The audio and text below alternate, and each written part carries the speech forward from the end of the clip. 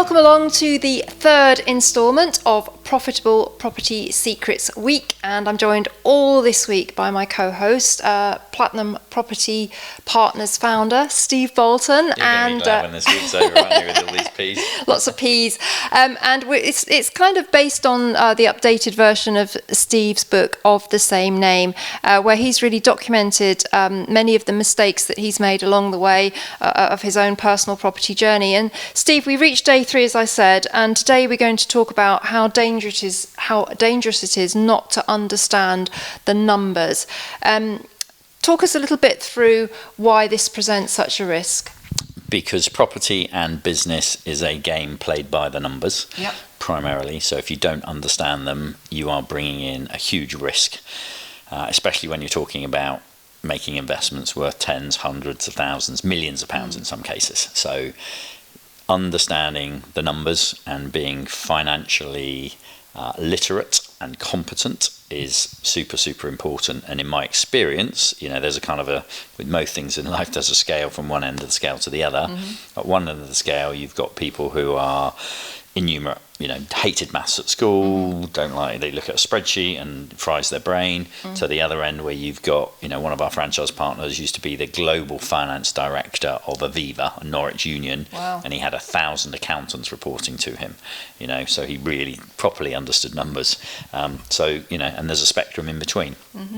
And so I think the biggest indicator is that you have to understand. You don't have to, but it makes a lot of sense to understand your personal finances, first of all. Yeah. So what's your income and expenditure? Can people answer that on a monthly basis, annual basis, weekly basis? Do they track that and look at what's coming in, what's going out? Quite a granular level of detail. Yep. Okay, and understanding this is where it is or this is where it's been.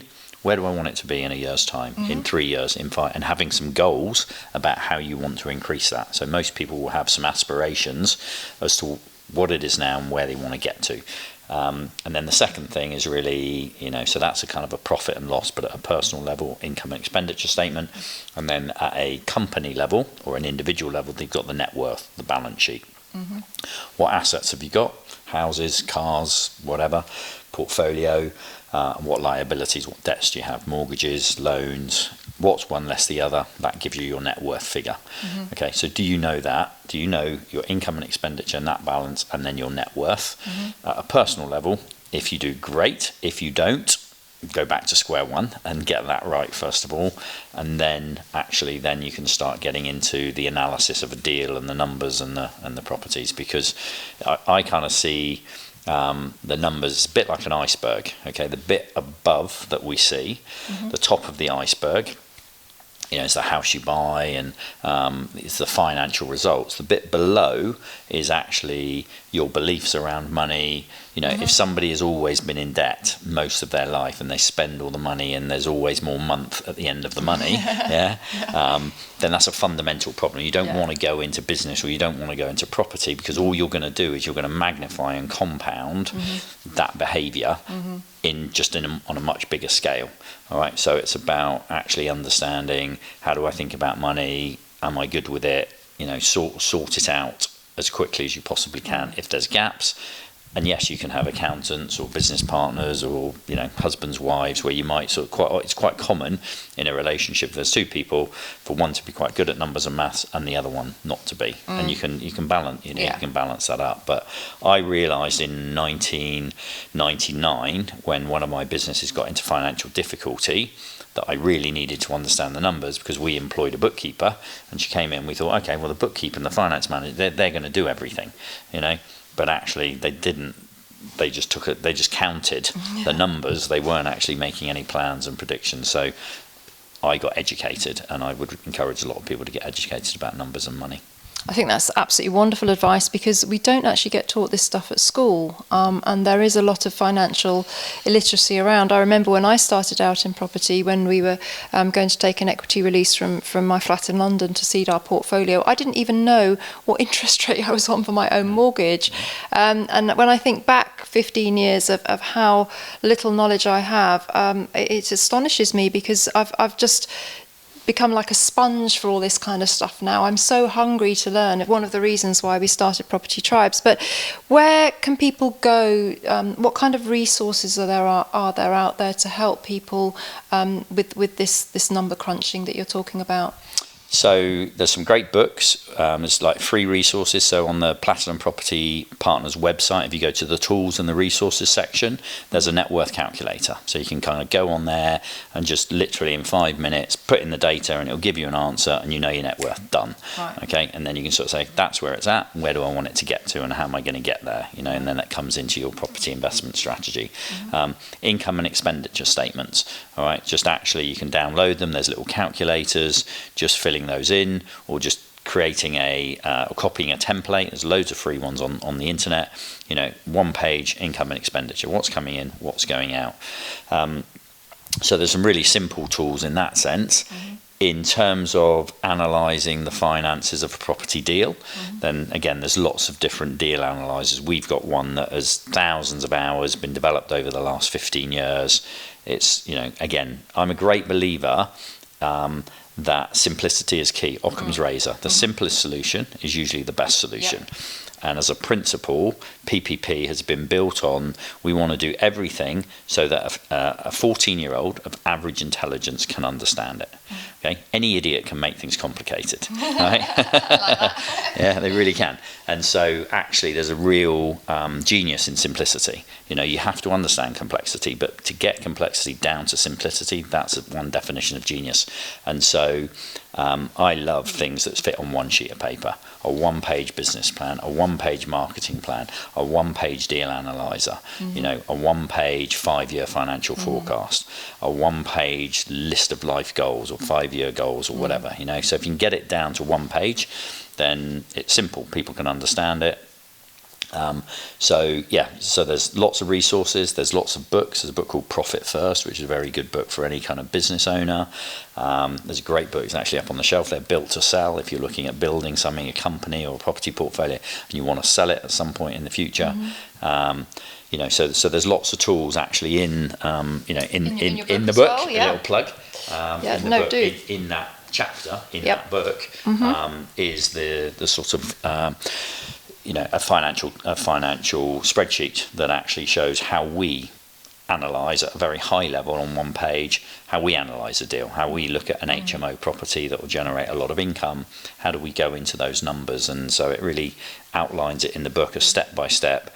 What do you need personally, then for the properties, and then for your business. It's kind of there's the guidebook in there, and then you can go deeper on that. Speak to accountants, mortgage brokers, and just continue to learn. But I've never, ever met a successful property investor or business owner that has made and kept money that is not good at finance and good at numbers and good at money. No, that makes perfect sense. People talk about KPIs, key performance indicators. What are they in property, and what should people be looking at? It depends on your strategy, but obviously things like if you're looking, some of our KPIs in buying a property, we'll be looking at how many bedrooms, what are the room rents in a particular area. We'll do some benchmarking. So how many bedrooms, what are the room rents, what voids and occupancy levels can we expect to achieve, what's the purchase price, how much are you going to spend on refurbishment, what sort of remortgage valuation are you likely to get, based on other comparables in the area and all that sort of thing. So one of the beautiful things about property, it's a blessing and a curse, is compared to most businesses, there are only a very small number of kind of data points that, so if we've got 7,000 data points coming into our company every month, 7,000 rooms being rented all over the country. And on all those properties, we know how much they were bought for, how much was spent on refurbishment, how many bedrooms are there, how much is each tenant paying, what are the occupancy levels, what are the additional costs, what's the mortgage interest rate, all of these sorts of things. So that it just de-risks it, because with that level of benchmarking information, and people can do this research. They can go on Rightmove, they can go on different websites, but actually knowing those numbers and having that sort of baseline in terms of KPIs, they're the types of things that we look for. I mean, we've got really only our KPIs for our properties is basically return on equity. How much money am I going to put in? How much profit am I going to pull out? And how long is, over what time frame? Okay, so we have, when I look at a house or a franchise partner, and they say, oh yeah, I bought a great house, it's got 6 bedrooms, it's in Newmarket or it's in London, and okay, what's your return on equity? I just want to know one number. After refinancing, you've done the refurb, what is that? And if it's below 10%, warning. Okay, so it's just a really simple way, one number that feeds in everything, and that kind of shows us that. The second number is how much profit is going to be left on an annual basis, our gross profit figure after your mortgage, your bills, your voids, your maintenance, the opportunity cost of your capital that you've invested into that property. So when all the rent comes in and you've paid all of those things on an annual basis, how much is left?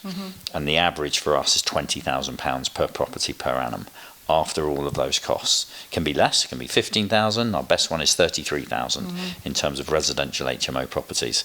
So knowing that gross profit number, because then it's nice and simple in many ways for PPP. We just sort of say the average property is going to make 20,000. You want to get an income of 50,000. There's going to be some running costs of the business of 10 to 15 grand a year. Okay, so if you get 3 houses, that's 60 grand, 10 grand running, you got 50 grand. Before tax. It's actually quite simple. So it's different for a developer. What are you buying the land for? What are you spending on the build? What's the gross development value? What are you going to sell it for? The normal metrics in development used to be a third. You pay a third for the land, a third for the build, a third profit. That's been squeezed quite a bit over the years. It's 40, 40, 20. 40 for the land, 40 for the build, 20 profit. If you can buy the land at 20% of the GDV, you're onto a winner. We've got 3 hotels in Bournemouth that we bought for about 5 million quid. Well, the GDV of that site is 40 million pounds, and going up over time and with more planning. So that's great. We haven't paid, we haven't had to pay 40% for the land. So, depends on the strategy, but you can tell I understand the numbers, right? I can. And I think it's such a valuable conversation to have this, Steve, because I think for those people out there that don't have these spreadsheets, that aren't doing these metrics, it's almost like flying an aeroplane blind. How can you develop your business if you don't even understand the basic things about it? So I think it's really, really important that people, even just do the headlines, as you said, because they can understand how to move forwards from there. Yeah, definitely. And just, keep learning. I mean, I understand it now, right? And I've built it over time, but I didn't have a maths O-level or GCSE when I left school.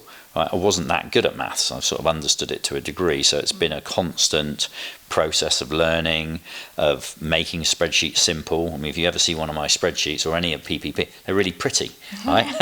They're not just black and white with a load of numbers that you see a lot of accountants do, because I look at that and I'm just like... your eyes glaze over. Yeah, eyes glaze over. So they've got colours, there's highlighted boxes that highlight the big number. There's charts that go with them, so I can visually look at something and not have to interpret it. So doing it in a way that works for your brain, I think is making it simple.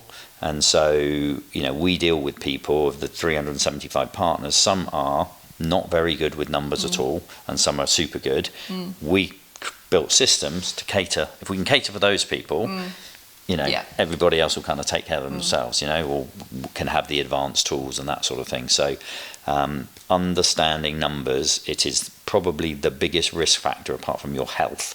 If you're going into investing in property or you want to scale up and you don't understand the numbers, it's the biggest risk. It genuinely is the biggest risk. If I invest in a lot of businesses and different companies and people, first questions I ask people, okay, you need to be open with me. How much do you earn every month, and how much goes out every month, and do you track it? And if they say no, or they say, actually I'm underwater, or I'm breaking even, or I'm 35 years of age and I'm not on the property ladder yet, I don't have any assets, that is the biggest warning sign that there is.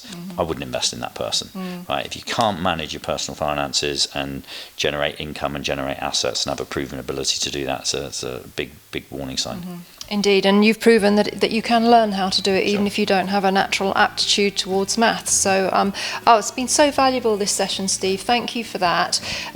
Tomorrow we are going to be talking about another risk that some landlords take, and that is not to take advantage of the power of leverage, but also, of course, there are risks inherent with over-leveraging.